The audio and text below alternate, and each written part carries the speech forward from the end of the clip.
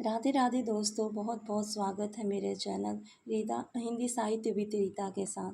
तो आज हम महादेवी वर्मा का परिचय के विषय में पढ़ेंगे और जानेंगे कि इनका जन्म कब हुआ, इनकी मृत्यु कब हुई और इनके जितने काव्य हैं, संग्रह हैं, उनके सारे काव्य संग्रह के विषय में हम जानेंगे। तो इनका जन्म 26 मार्च 1907 को हुआ और मृत्यु 11 सितंबर 1987 ईस्वी को हुआ। महादेवी वर्मा का जन्म अगर देखा जाए तो 24 मार्च 1907 को होली के दिन फर्रुखाबाद उत्तर प्रदेश में हुआ। इनके पिताजी का नाम श्री गोविंद प्रसन्न वर्मा और माताजी का नाम हेमरानी वर्मा था। इनकी जो है पति का नाम रूप नारायण वर्मा और निधन इनका 11 सितंबर 1987 को इलाहाबाद में ही हुआ। छायावाद हिंदी साहित्य के रोमांटिक उत्थान की काव्य धारा है, जिसका समय लगभग 1918 से 1936 ईस्वी तक चला। तो छायावाद जो है, ये क्वेश्चन भी आ सकता है कि छायावाद का समय कब से कब तक चला। तो ये आपका जो है, इसका समय 1918 से 1936 ईस्वी तक चला। इस काव्य धारा के 4 प्रतिनिधि हैं, जो जयशंकर प्रसाद, सूर्यकांत त्रिपाठी निराला, सुमित्रानंद पंत और महादेवी वर्मा को माना जाता है। छायावाद के नामांकन का श्रेय मुकुटधर पांडे जी को जाता है, क्योंकि मुकुटधर पांडे जी इन्होंने छायावाद का नामांकन किया। महादेवी वर्मा जी जो थे, महादेवी वर्मा के जो नाना जी थे, उन ब्रज भाषा के कवि थे, यानी कि इनके घर में ही कवि थे, बहुत इनके घर में लेखक थे, ताकि उनसे प्रेरणा मिल के इन्होंने उस तरह से अपने भी शब्दों, अपनी किताबों में वो इस चीज़ से उन्हें बहुत ज़्यादा प्रेरणा मिली। महादेवी वर्मा हिंदी साहित्य में छायावाद युग के जयशंकर प्रसाद, सूर्यकांत त्रिपाठी निराला और सुमित्रानंद पंत के साथ महत्वपूर्ण स्तंभ मानी जाती है। यानी छायावाद के 4 कौन कौन हैं, तो आपका जयशंकर प्रसाद जी, सूर्यकांत त्रिपाठी निराला और सुमित्रानंद, और साथ में महादेवी वर्मा जी हैं। महादेवी वर्मा के उपनाम क्या है? तो इनका उपनाम जो है, देखा जाए इनका उपनाम तो आधुनिक मीरा के नाम से पुकारा जाता है। कवि निराला ने हिंदी के विशाल मंदिर की बिना पानी कहा है। तो सबने क्या क्या कहा है, ये भी इम्पोर्टेंट है कि हिंदी के विशाल मंदिर की बिना पानी कहा है। उन्हें छायावाद की शक्ति, दुर्गा, वेदन की कवयित्री, रहस्यवादी कवयित्री के नाम से भी जाना जाता है। इनकी पहली कविता दिया थी, जिसे उन्होंने 1918 ईस्वी में लिखी थी। तो इन्होंने बहुत बचपन से ही कविताएं लिखना स्टार्ट किया, यानी इन्हें बहुत ज़्यादा जो है लगाव था। ये जो है 7 वर्ष की अवस्था से ही इन्होंने एक सवैया लिखा था। सवैया का मतलब क्या होता है? सवैया होता है जो एक अलंकार छंद होता है, जो कि प्रशंसा उसमें दिया जाता है, यानी प्रशंसा का पात्र होता है। उस टॉपिक पे वहाँ पे उन्होंने एक प्रशंसा का पात्र बनाया, बहुत अच्छे काम किए जिससे वो प्रशंसा के पात्र रहें। महादेवी वर्मा अपनी काव्य रचना ब्रजभाषा में करती थी। बाद में आचार्य हजारी प्रसाद द्विवेदी जी की प्रेरणा से उन्होंने खड़ी बोली में लिखना आरंभ किया।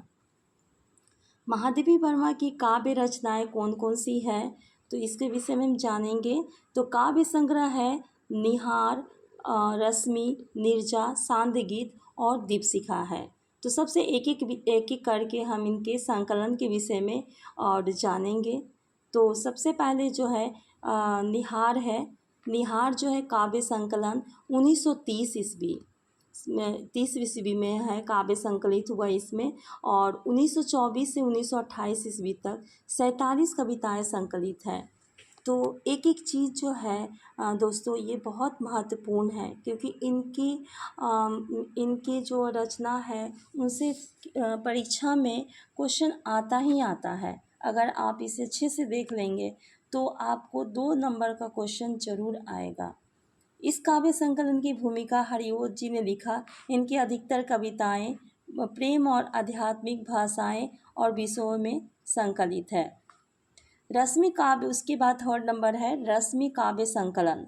1932 ईस्वी में इसका संकलन हुआ और 1928 ईस्वी से 1931 ईस्वी तक 35 कविताएं संकलित है। यानी कि इन्होंने महादेवी वर्मा जितने लिखे हैं सारे में जो है कविताएं लिखा हुआ है और वो संकलन है उसमें। फिर नीचा काव्य संकलन में 1935 में हुआ और ये 1932 ईस्वी से 1934 ईस्वी तक 58 गीतों का संकलन है। यानी इसमें वेदना के गीत है। इसी रचना का उन्हें वेदना की कवयित्री कहा जाता है और इस रचना के लिए उन्हें 1936 में केसरिया पुरस्कार मिला था। यानी कि सपोर्ट करने के लिए से कसरिया पुरस्कार 500 रुपये में मिला था। सांध्य गीत की अगर बात करें तो इसका संकलन 1936 ईस्वी में हुआ और इसमें 1934 ईस्वी से 1936 ईस्वी तक के 45 गीत संकलित हैं। तो सभी जितने भी इनके काव्य संकलन है सभी में गीतों की भरमार है और इन्होंने गीत लिखा है काफ़ी वेदना और काफ़ी जो है रोमांचक ढंग से भी लिखे हैं। 6 नंबर में निहार, रश्मि, नीरजा और सांध्य गीत कविताओं का संकलन कर 1940 ईस्वी में यामा के नाम से प्रकाशित करवाया गया था। इनकी यामा जो है बहुत महत्वपूर्ण रचना थी जिसमें कि कुल 185 कविताएं थी। 185 कविताएं जो है ये 185 कविता थी और इस रचना के लिए उन्हें 1982 ईस्वी में ज्ञानपीठ पुरस्कार से पुरस्कृत किया गया। यानी कि यामा जो है इनके प्रकाशित किया गया, यानी कि इनके लाइफ का सबसे महत्वपूर्ण जो है संकलन जो आया, यानी कविताओं का संकलन यामा 185 कविताएं थी जो उन्होंने ज्ञानपीठ पुरस्कार से सम्मानित किया गया था। उसके बाद जो है दीपशिखा का प्रकाशन वर्ष, दीपशिखा का प्रकाशन वर्ष जो है 1942 ईस्वी का है और यह 1936 से 1942 ईस्वी तक रचित 51 गीतों का संकलन है। तो इन्होंने बहुत सारे गीतों का संकलन किया और बहुत ही बेहतरीन तरीके से इन्होंने रचना की। इनके अन्य अगर काव्य संकलन की बात किया जाए तो देखते हैं क्या क्या संकलन है। तो सबसे पहले एक बंग दर्शन है। बंग दर्शन क्या है? बंग दर्शन देखिए 1943 ईस्वी में प्रकाशित हुआ था। इसमें बंगाल के अकाल के समय विभिन्न कवियों के द्वारा रचित कविताओं का संकलन है। बंग दर्शन क्या है? ये अकाल के समय बंगाल में जो अकाल आया था दोस्तों, तो उसके कवियों द्वारा रचित कविताओं का इसमें संकलन है जिसमें कि 23 कविताएं हैं और इसे महादेवी वर्मा के काव्य संकलन में शामिल नहीं किया जा सकता। इसे सिर्फ महादेवी वर्मा की एक कविता है। ये महादेवी वर्मा की क्या है कविता? कौन सी कविता है? तो बंग दर्शन है। अगर इसकी बात करें आधुनिक कवि महादेवी वर्मा, 1940 ईस्वी में प्रकाशित हुआ था। आधुनिक कवि महादेवी 1940 ईस्वी में प्रकाशित हुआ और इसमें महादेवी वर्मा के 74 कविताओं का संकलन है। कितने संकलन है? 74 कविताओं का संकलन है जिसमें कि क्या है? निहार, रश्मि, नीरजा और सांध्य गीत है। ये बहुत इम्पॉर्टेंट है संकलन और ये हमेशा एग्ज़ाम के पर्पज़ से ये आता ही रहता है, इसलिए आप इसे ध्यानपूर्वक देखेंगे और अपने जीवन में उतारने की कोशिश करेंगे ताकि आपकी परीक्षाओं में सफलता मिल सके। यानी कि इसमें महादेवी वर्मा के 74 कविताओं का संकलन है। निहार, रश्मि, नीरजा, सांध्य गीत इनके शिष्यों द्वारा प्रकाशित करवाया गया था। इसके लिए उन्हें 1944 ईस्वी उन्हें मंगला प्रसाद पारितोषिक एवं भारत भारती पुरस्कार मिला था। उसके बाद जो है इनका संकलन जो है हिमालय 1963 ईस्वी में प्रकाशित हुआ था। इसमें चीनी आक्रमण के बाद विभिन्न कवियों के द्वारा रचित राष्ट्रीय भावना की 21 कविताओं का संकलित किया गया। यानी कि ये जिस आधार पे, जैसे बंगाल का हुआ तो अकाल पड़ा तो उन्होंने वहाँ पे कविता संकलन किया, उस तरह से हिमालय में इसमें चीनी आक्रमण के बाद विभिन्न कवियों के द्वारा रचित राष्ट्रीय भावना की 21 कविताओं को संकलित किया गया जिसमें कि 2 कविताएं महादेवी वर्मा की है और 19 कविताएं अन्य 7 कवियों की है। तो महादेवी वर्मा की ये सारी कविताएं जो है बहुत इम्पॉर्टेंट है, आप इसे ज़रूर ध्यान से देखें। सप्तपर्णा 1960 ईस्वी में प्रकाशित हुआ था और यह इनकी मौलिक रचना नहीं है। यह ऋग्वेद और संस्कृत के गीतों का संकलन है जिसमें 32 गीत हैं। इन्होंने 32 गीत को लिखा। सप्तपर्णा ये भी इम्पॉर्टेंट है, 1907 ईस्वी में प्रकाशित हुआ था और इनकी मौलिक रचना यानी खुद की ये रचना नहीं है। ये ऋग्वेद और संस्कृत के गीतों का संकलन, इसमें 32 गीत है। उसके बाद जो आता है संधिनी। संधिनी जो है 1955 ईस्वी 1995 ईस्वी में प्रकाशित हुआ था। इसमें महादेवी वर्मा की चुनी हुई 65 कविताओं को संकलित किया गया है, यानी 65 कविताओं को इसमें संकलन दिया गया है। इसे नागरी पंचाणी सभा के द्वारा प्रकाशित करवाया गया। तो संधिनी क्या है, 1995 में प्रकाशित हुआ और इसमें महादेवी वर्मा की चुनी हुई 65 कविताओं को संकलित किया गया, जिसे कहाँ पे, नागरी पंचाणी सभा के द्वारा प्रकाशित कराया गया। तो महादेवी वर्मा जी के द्वारा कुल 236 गीत और कविताएं लिखी गई थी। महादेवी वर्मा अपने काव्यांगों का जो नामांकन किया उसमें क्रमबद्धता और भाव की दृष्टि अत्यंत उपयुक्त है। ये बात तो जाहिर सी बात है कि महादेवी वर्मा जितने भी कविताओं का संकलन किया उसमें उनकी कविताओं का भाव झलकता है, उनकी भाव की प्रधानता है, वेदना का प्रधानता है, खुशी की प्रधानता है, जीवों के प्रति लगाव की प्रधानता है। उसके बाद जो है गद्य साहित्य। महादेवी वर्मा की गद्य साहित्य, अब तो हमने कविताओं का संकलन पढ़ लिया, उन्होंने किसमें क्या लिखा ये सारी जानकारी हमने हासिल कर लिए। अब है गद्य साहित्य। गद्य साहित्य में सबसे पहले आता अतीत के चलचित्र।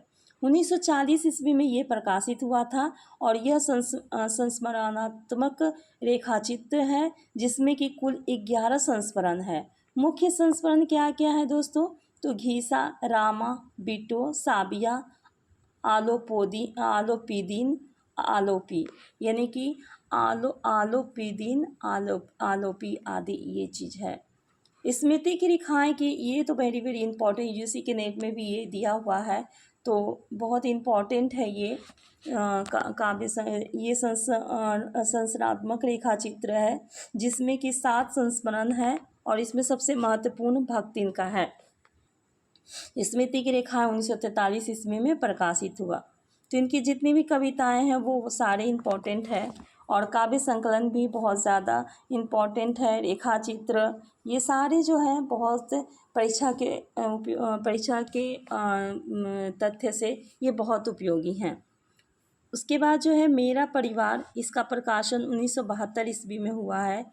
इसमें जो है पशु पक्षियों पर 7 संस्मरण है, जिसमें कि महत्वपूर्ण है गिल्लू, गौरा, निकी, रोजी और रानी। उसके बाद आता है स्मृति चित्र, 1973 ईस्वी में प्रकाशित हुआ था। इसमें समकालीन व्यक्तियों के परिचय संबंधित 22 संस्मरण है। तो ये सारे जो है बहुत उपयोगी हैं, 22 संस्मरण हैं और उन्होंने स्मृति चित्र जो है समकालीन व्यक्तियों के परिचय संबंधित 22 संस्मरण लिखे हैं। उसके बाद जो है इम्पॉर्टेंट जो है श्रृंखला की कड़ियाँ, इसका प्रकाशन 1942 ईस्वी में हुआ था। यह एक निबंध संकलन है जिसमें कुल 37 निबंध है, यानी कि अब आगे काव्य संकलन हुआ, उसके बाद जीवों के प्रति संस्मरण आया, उसके बाद जो है निबंध आया। तो महत्वपूर्ण निबंध महादेवी वर्मा की कौन कौन से हैं, नारीत्व का अभिशाप, आधुनिक नारी, नारी और पुरुष आदि ये सामाजिक निबंध हैं। उसके बाद छंदा का प्रकाशन कब हुआ, तो छंदा का प्रकाशन 1956 ईस्वी में हुआ था। यह दार्शनिक विषयों से संबंधित है। इसमें कुल कितने निबंध हैं, 12 निबंध हैं।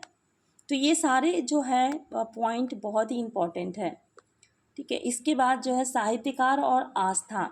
साहित्यकार में क्या है, साहित्यकार और आस्था 1962 ईस्वी में प्रकाशित हुआ था और यह एक निबंध है। इसके अन्य निबंध हैं 1963 ईस्वी में प्रकाशित हुआ, जिसमें कि 6 निबंध हैं। तो ये सारे संकलन बहुत ज़्यादा परीक्षा के हिसाब से उपयोगी है। उसके बाद है अग्नि रेखा, 1990 में प्रकाशित हुआ अग्नि रेखा और यह 27 कविताओं का संग्रह है। आयाम जो है 1994 में प्रकाशित हुआ और यह ब्रजभाषा खड़ी बोली की चुनी हुई कविताओं का संकलन है। विशेष तथ्य की बात करें तो महादेवी वर्मा 1932 ईस्वी में प्रयाग महिला विद्यापीठ की प्राचार्य रही। 1944 ईस्वी में साहित्यकार संसद की स्थापना किया था। इन्हें रंगपानी नाट्य संस्था की स्थापना 1946 ईस्वी में किया गया। यानी कि रंगवाणी नाट्य संस्था की स्थापना। इन्होंने कौन से स्थापना किया? तो रंगवाणी नाट्य संस्था की स्थापना 1946 ईस्वी में किया था। उसके बाद इनकी संपादित पत्रिकाएं अगर पढ़ें तो चांद जो है इनकी साप्ताहिक 1932 से 1936 तक ये चला। साहित्यकार मासिक 1937 ईस्वी में, महिला पाक्षिक 1928 से 1987, और उसके बाद जो है विश्ववाणी साप्ताहिक 1963 युद्ध से संबंधित पत्रिका था। तो ये काफ़ी भावपूर्ण इनकी पत्रिकाएं होती थी और इन्होंने जो है जो भी घटना घटा उससे प्रेरणा लेके इन्होंने बहुत सारे काव्य का, कविताओं का, संस्मरण का इन्होंने संकलन किया। तो मैं एक कविता है, ये यूजीसी नेट में भी है और परीक्षा के हिसाब से ये बहुत महत्वपूर्ण है, ये भी आता है। तो इसे हम अभी देखेंगे, इसका अर्थ भी समझेंगे और इसके विषय में जानेंगे भी। तो यह कविता महादेवी वर्मा के किस काव्य संग्रह से लिया गया है? ये क्वेश्चन भी आ सकता है कि कविता का किस काव्य संग्रह से बीन हूँ मैं तुम्हारी रागनी हूँ कविता को लिया गया है? तो ये नीरजा काव्य संग्रह से लिया गया है। तो ये बता रहे हैं इसमें कि बीन भी हूँ मैं तुम्हारी रागनी भी हूँ, नींद थी मेरी अचल निस्पंद कन कन में। यानी कि बीन भी हूँ और मैं तुम्हारी रागनी हूँ। कविता में महादेवी वर्मा कई उदाहरण देके बताना चाहती है कि जिन पक्षों से मिलकर पूर्णता की अवधारणा बनती है, उन सारे पक्ष को मिलाकर मेरे अस्तित्व व्यक्तित्व का निर्माण हुआ। यानी कि इस कविता में महादेवी वर्मा कहना चाहती है कि कण कण से, यानी कि जिस चीज़ से 5 तत्व है, हमारे शरीर में 5 तत्व मिलके बना है, तो वो पांचों तत्व क्या है, हमारी पूर्णता का अवधारणा बनती है। और उन सारे पक्षों को मिलाकर मेरे अस्तित्व के व्यक्तित्व का निर्माण हुआ। यानी कि सारे जो पांचों चीज़ हैं वो सारे चीज़ों से उनका व्यक्तित्व का निर्माण हुआ है। उसके बाद जो है कह रहा है, प्रलय में मेरा पता पद चिन्ह जीवन में, सांप हूँ जो बन गया वरदान बंधन में, कुल भी हूँ कुलहीन प्रवाहिनी भी हूँ। यानी कि कविता में कहा गया है, नींद थी मेरी अचल निस्पंद कन कन में, प्रथम जागृति थी जगत के प्रथम स्पंदन में, प्रलय में मेरा पता पद चिन्ह जीवन में, सांप हूँ जो बन गया वरदान बंधन में, कुल भी हूँ कुलहीन प्रवाहिनी भी हूँ। यानी कि महादेवी वर्मा ये कहना चाहती हैं कि मैं जिस चीज़ से मिलके बनी हूँ, जितनी भी चीज़ है 5 तत्वों से मिलके बनी हूँ, तो उससे ही मेरा अस्तित्व का यानी व्यक्तित्व का निर्माण हुआ है। भेद को प्रकट करने वाले जितने पक्ष हैं और अभेद को जितने को मैं प्राप्त होती हूँ। यानी कि भेद और अभेद, भेद मीन्स क्या हो गया कि अगर कोई भेद करता है, सपोज मान लो कि कोई भेदभाव करता है, तो जिसके पक्ष में जो चीज़ जितना भी है तो वो सारे पक्षों को मिलाकर, और अभेद मीन्स जिसका भेद नहीं किया जा सके, तो वो सारे पक्षों को, अभेद को भी मिला के मेरे व्यक्तित्व का निर्माण हुआ है। मैं द्वैत की संभावना किसी दूसरे के साथ नहीं रखती, बल्कि अपने आप में अद्वैत को धारण करती हूँ।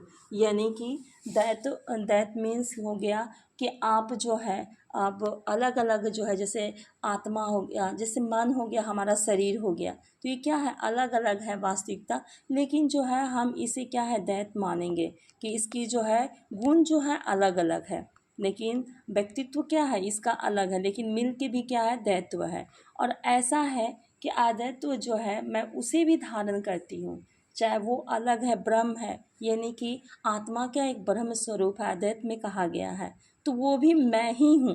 मैं बीन भी हूँ और उससे निकलने वाले क्या हूँ, रागनी भी हूँ। जिस बीना को तुमने झंकृत किया वह बीना भी मैं हूँ। यानी कि जो भी तुमने किया है वो सारे चीज़ का, वो स्वर लहरी हुई, वो सारे अखंड व्यक्ति, वो सब चीज़ मैं हूँ। यानी कि कहा जाए अगर, तो जितना भी व्यक्तित्व है, जितना भी बीन है, जितना भी मेरे पक्ष में है, वो सारे चीज़, जो भी दैत्व है, जो भी अदैत्व है, जो भी आपका जो है व्यक्तित्व है, जो पूर्णता है अपूर्णता है, वो सारे क्या हूँ, मैं ही हूँ। मेरी भावनाओं को समझो, मैं ही सब कुछ हूँ। उसके बाद जो है महादेवी वर्मा कर रही है कि नयन में जिसके जलद वह दूषित चातक हूँ, सलभ जिसके प्राण में वह ठिठुर दीपक हूँ, फूल को उर में छिपाए बिकुल बुलबुल हूँ, और एक को दूर कर तन से छाँव वह चल हूँ, दूर तुमसे हूँ अखंड सुहागनी भी हूँ। यानी कि महादेवी वर्मा ये कहते कि नयन में जिसके जलद वह दूषित चातक हूँ, यानी प्रकृति में बसी हुई खामोशी, और नींद में मेरी ही थी, यानी जो खामोश थे हम, जो हमारे प्रकृति के अंदर खामोशियाँ थी, वो क्या है, मैं ही हूँ। सब कुछ ठहरा हुआ यानी कि रुका हुआ है, वो भी मैं हूँ। कण कण में जो भी ठहराव हो रहा है, जो भी परिवर्तन हो रहा है, संसार में जो हलचल हो रही है, जागृति के लक्षण दिखाई दे रहे हैं, यानी कि जागने की जो कला दिखाई दे रही है, जो जागृति है, जो नींद है, जो जागरण है, वो सब मैं ही हूँ, वो सब मेरे ही से काई हैं। मैं इन दोनों के आदत से निर्मित हुई हूँ, यानी कि जागृति हो गया, नींद हो गया, जागरण हो गया, वो दोनों से निर्मित हूँ। मेरी व्यक्तित्व के साथ समझो, ना तो मैं आधी हूँ और ना ही अधूरी, यानी आधी भी नहीं कर सकते और अधूरी भी नहीं कर सकते। मैं क्या हूँ, पूर्ण हूँ, चाहे वो आधी हो चाहे वो पूरी हो, मैं वो सारे मिला के क्या हूँ, इसमें पूर्ण हूँ। उसके बाद महादेवी वर्मा अगर उनकी बात करें तो उदाहरण देके समझा रही हैं कि प्रलय में बची रहने वाली जीवन की निशानी, प्रलय में बची रहने वाली जीवन की निशानी भी मैं ही हूँ। स्त्री के जीवन को अभिशाप की तरह बताया गया है, यानी स्त्री जीवन को क्या है, अभिशाप बताया गया है। वो प्रणय सूत्र में बंधे हुए वरदान, यानी अभिशाप भी मैं हूँ, वरदान भी मैं हूँ, यानी कि अच्छाई भी मैं हूँ, बुराई भी मैं हूँ। तो स्त्री उस नदी की तरह है जो अपने किनारों के बीच में शांतिपूर्वक प्रवाहित होती है और प्रसंग आने पर तटों को तोड़कर बह जाने का साहस और रोष रखती है। तो ये बात तो इस कविता के सहारे महादेवी वर्मा ने सत्य ही कहा है कि स्त्री एक ऐसी है कि जो समय आने पे वो दुर्गा काली भी बन जाती है, और समय रहने पर वो जो है अपने पति के चरणों में झुककर आशीर्वाद भी ग्रहण करती है। तो ये महादेवी वर्मा के ये भावार्थ हैं। इस प्रसंग में उन्होंने लिखा है कि तटों को तोड़कर बह जाने का साहस और रोष रखती हूँ, ये अबला नहीं कर सकती हूँ, मैं रखती हूँ, मेरे पास वो क्षमता है, मैं उस चीज़ को कर सकती हूँ दोस्तों। तो ये सभी उदाहरण बताते कि स्त्री का व्यक्तित्व एकांगी या एक तरफा नहीं है, बल्कि पूर्णता सभी शर्तों का निर्वाह करने वाला है, यानी कि हर तरह से परिपूर्ण है। वो कहा जाए कि नारी अपने आप में परिपूर्ण है, समय आने पे वो कुछ भी बन सकती है, समय आने पे उस तूफान को भी रोक सकती है और कुछ गलत हो जाने पे तूफान भी ला सकती है। आग हूँ जिससे आग हूँ जिससे धुलकते बिंदु हिमजल के, शून्य हूँ जिसको पीछे है पावरे पल के, फुलक हूँ वह जो पला है कठिन प्रस्तर में, वही प्रतिबिंब जो आधार के उर में, निर्घन भी हूँ सुनहली दामनी भी हूँ। यानी कि इसमें महादेवी वर्मा बोल रही हैं, उदाहरण दे के कह रही हैं कि मैं उस व्याकुल चातक पक्षी की तरह हूँ जिसकी आंखों में जल से भरे हुए बादल बसते हैं। यानी कि चातक जो है, साल में एक बार बारिश होता है और उसके लिए वो तरसता है, मतलब कि मैं प्यास भी हूँ और पानी भी हूँ। मैं सल्लभ हूँ जिसके हृदय में दीपक बसा हुआ होता है। सल्लभ कौन है, दीपक को प्रेम करता है, मगर वही निष्ठुर दीपक मिलन के समय उसकी मृत्यु का कारण बनता है, यानी लास्ट समय में क्या होते हैं, वो दीपक जो है बुझ जाते हैं, उसमें अगर घी ना हो, तेल ना हो, तो वो दीपक क्या है, एक समय ऐसा है कि वो अपने आप वादा करके भी वादा तोड़ देती हैं, बुझ जाती हैं। तो वही महादेवी वर्मा इस कविता के सहारे बता रही हैं कि मैं प्रेमी भी हूँ, प्रेमास्पद को अपने व्यक्तित्व में शामिल, यानी कि मेरे पास इस तरह से है, मेरे पास इस तरह से मेरे में कला है कि मैं उस व्यक्तित्व को शामिल कर सकती हूँ, प्रेमी भी बन सकती हूँ और प्रेम के पात्र भी हो सकती हूँ। मैं उस व्याकुल बुलबुल की तरह हूँ जिसके हृदय में उसका प्रिय फूल बसा होता है। हालांकि मैं तुमसे दूर हूँ, मगर शरीर और चंचल छाया की तरह और तुमसे सदा जुड़ी हुई है। सुनने में भले असंगत लगे, मगर तुमसे दूर रहकर भी अपने अखंड भाग्यवती मानती हूँ, सौभाग्यवती मानती हूँ। यानी कहने का मतलब कि तुमसे दूर भी रहूँ, तुमसे तुम्हारे पास भी नहीं रहूँ, लेकिन फिर भी मैं जो है और ये बात सत्य है दोस्तों कि स्त्री जो है दूर भी हो जाती है पति से तो अपने सिंदूर को, अपने संस्कार को कभी नहीं भूलती है। वो सिंदूर, नेल पॉलिश, बिछिया ये सारे लगा के जो ना अपनी पूर्णता का, अपनी अखंड सौभाग्यवती का ये क्या है प्रस्तुत करती हैं। महादेवी जी का आग्रह है कि स्त्री सौभाग्य पुरुष पर आश्रित नहीं है, वो अपने आप में भाग्यशालिनी है। यानी अपने आप में उसके पास इतनी ताकत है कि इतनी क्षमता है, इतना संवेदनशीलता है, इतना उसके पास मेहनत है, इतना मेहनत कर सकती हैं कि समय रहते वो कुछ भी हासिल कर सकती हैं। यानी कि अबला नहीं है नारी, नारी जो है पूर्णता है। यहाँ पे नारी के विषय में महादेवी वर्मा उसके पूर्ण शक्ति को बताने का प्रयास कर रही हैं। उसके बाद जो है पुनः अपनी तर्क प्रतिपाते हुए कहती है, नाश भी हूँ मैं अनंत विकास का क्रम भी, त्याग का दिन भी चरम आसक्ति का तम भी, तार भी आघात भी झनकार की गति भी, पात्र भी मधु भी मधुर विस्मृत भी हूँ, अधर भी हूँ और स्मित की चांदनी भी हूँ। तो महादेवी वर्मा ये बता रही हैं कि अपने तर्क पद्धति के द्वारा वो कह रही हैं कि वो उसकी जो बूंदें छोटे छोटे झलकती है पेड़ों के ऊपर, पत्तों के ऊपर, उस शून्य की तरह हूँ जिसमें क्षण की गति मौजूद है। आती हैं एक छोटे से बर्फ की तरह, मोती की तरह बन जाती हैं और उसकी गति क्या है, रुक जाती है। लेकिन मेरा व्यक्तित्व जो है वो गति की तरह भी है और अगति की तरह, यानी कि वो गति से गतिशील हो रहा है और रुक गया है, वो दोनों ही मैं हूँ। मेरा व्यक्तित्व शून्य और समय के साथ दोनों छोर से मिलके बना है। मैं उस सिहरन की तरह हूँ जिसका निवास पत्थर में हो। पत्थर और सिहरन भिन्न छोर है, एक में जड़ता है और दूसरे में सूक्ष्मता यानी कि सूक्ष्म गति। तो इन दोनों को समेटती हुई अपने व्यक्तित्व का निर्माण करती है। मैं बीम भी हूँ और प्रतिबिंब, यानी कि सामने दिखता हुआ फेस और जो कल्पना दिखता हुआ है, मैं दोनों चीज़ हूँ। मैं नीला बादल भी हूँ और उससे चमकने वाली सुनहरी बिजली भी हूँ। यानी कि मैं सब कुछ हूँ। मैं जो हूँ सब कुछ हूँ। नाश और विकास के बीच में सृष्टि चलती रहती है। मैं इस सृष्टि के इस क्रम में जो है चलाने में मेरी महती भूमिका रही है। मैं त्याग रूपी दिन भी हूँ और आसक्ति रूपी रात भी। राग और विराग की सीमाओं के विस्तार के बीच मेरे व्यक्तित्व का निर्माण हुआ। यानी कि राग और विराग, यानी कि राग में जो है हमारी जो राग है, हमारी जो संगीत है, हमारे जो विवशता है, हमारे जो राग भी है और हमारे जो कर्कश स्वर है, उन सब के बीच में मेरा व्यक्तित्व का निर्माण हुआ है। मैं बिना लगा हुआ तार भी हूँ और उससे पड़ने वाले आघात भी हूँ। यानी कहने का मतलब महादेवी वर्मा अपने कविता के माध्यम से बता रही हैं कि समय आने पे मैं क्या कर सकती हूँ, आघात भी कर सकती हूँ। मैं प्याला भी हूँ, मदिरा भी हूँ। मदिरा पीने वाली और मदिरा क्या है, यहाँ पीने वाला और पीने वाली भी हूँ। इन सब से उत्पन्न नशे की बेसुधी भी हूँ। मैं ओठ भी हूँ और ओठ पे खेलने वाली मुस्कुराहट की उज्जवल चांदनी भी हूँ। यानी कि ओठ से जो चेहरे की खुशी झलकती है वो पता चल जाता है, सामने एक्सप्रेशन से पता चल जाता है कि मैं वो चांदनी भी हूँ। इस तरह से कई उदाहरणें देके महादेवी वर्मा ने अपने व्यक्तित्व, अपनी पूर्णता के लिए इन्होंने बताया है। ये बताया कि मैं किसी पे आश्रित नहीं हूँ, मैं अपने आप में पूर्ण हूँ। मेरी जितनी भी बुराइयाँ हैं, अच्छाइयाँ, वो सब मिल के मैं बनी हूँ और उससे मेरी पूर्णता का आभास होता है। तो मेरे ख्याल से दोस्तों ये सारे तथ्य जितने भी हैं वो सारे बहुत इम्पॉर्टेंट हैं और बहुत अच्छा भी लगा।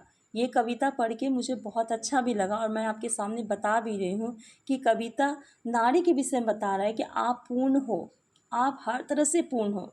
चाहे आप में जो भी कला है या फिर आप में नहीं है, वो हर चीज़ मिला के आप पूर्ण हो। तो इस तरह से वो नारी के अस्तित्व के विषय में बताई है। नारी को जो है सहायता प्रदान की है अपने कविता से, उसकी शक्ति के को रूप को बखान की है। और इस तरह से दोस्तों ये जो है कविता समाप्त हुआ। तो मेरे ख्याल से ये सारे जो पॉइंट है ये परीक्षा के हिसाब से बहुत उपयोगी हैं और बहुत अच्छा ये इन्होंने कविता लिखा है और ये बहुत अच्छी रचना लिखती हैं। तो धन्यवाद दोस्तों। राधे राधे।